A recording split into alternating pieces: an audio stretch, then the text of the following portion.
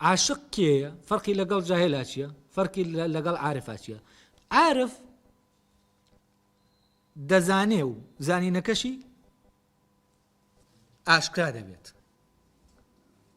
ینی بەیان دەکرێ، دەردەکەوێت، ئەو زانینە لە ناویە شێوە دەگرێ، لە گوتنیا بەرجەستە دەبێت، لە حجەتەکانیا بەرجەستە دەبێت، بەیان دەکرێ زانینەکە، ینی دەزانێ و دەتوانێت زانینەکەشی چی بکە؟ بەیان بکە. ئەمە عارفە. ئەی عاشق چییە؟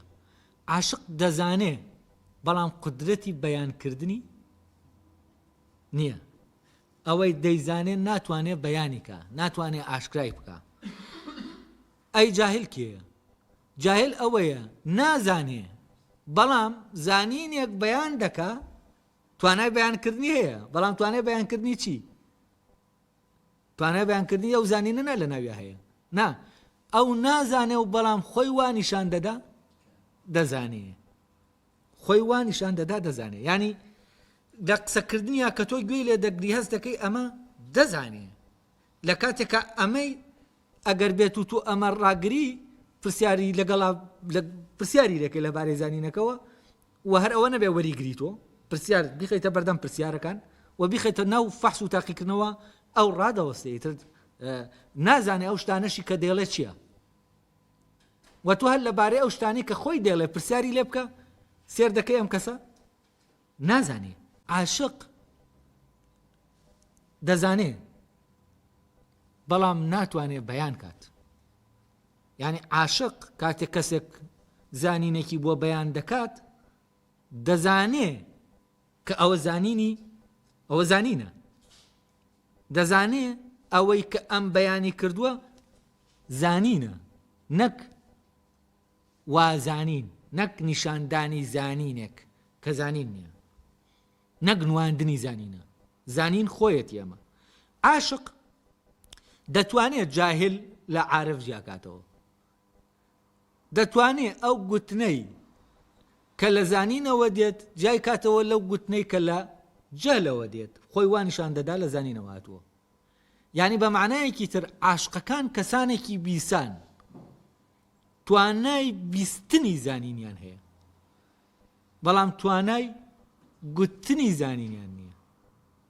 یعنی بە جۆرێکی تر عاشقەکان و عارفەکان لە ڕاستیە لە ناو بیستنا یەکن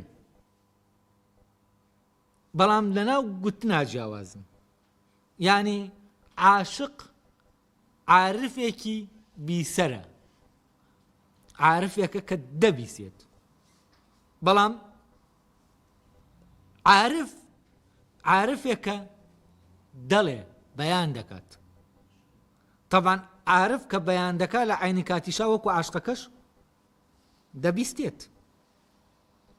لەبەرەوە پەیوەندی نێوان عاشق و عارف پەیوەندیەکی بنچینەیە، بەڵام پەیوەندی نێوان جاهل ئەوەی کە نازانێ و نازانێ و ناشتوانێ هیچ بەیان نەزانینەکەی ینی لە شکلی زانی نابەیانکە، لەگەڵ ئەوەی کە نازانێ و زانینەکەی لە شکلی زانی نابەیان دەکە، ئەم دوانەشین ئەم دوانەش وەکو یەکوان. ئەم نازانێ و هیچیش دەرنابڕێ، تەمان هیچ دەرنابڕێ بە بێدەنگیەکەی خۆی نیشان دەدا وەک زانا لە کاتێکە جاهل ئەمە.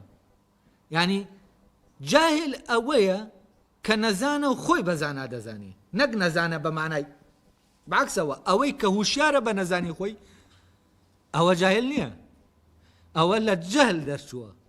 بۆچی؟ چونکە هەر هوشیاری پەیاکردن بە نەزانیەکەی خۆت ئەمە چییە؟ ئەمە کلیلی دەرگای زانینە، ئەمە سەری ڕێگە کەوتنە سەر ڕێگای زانینە.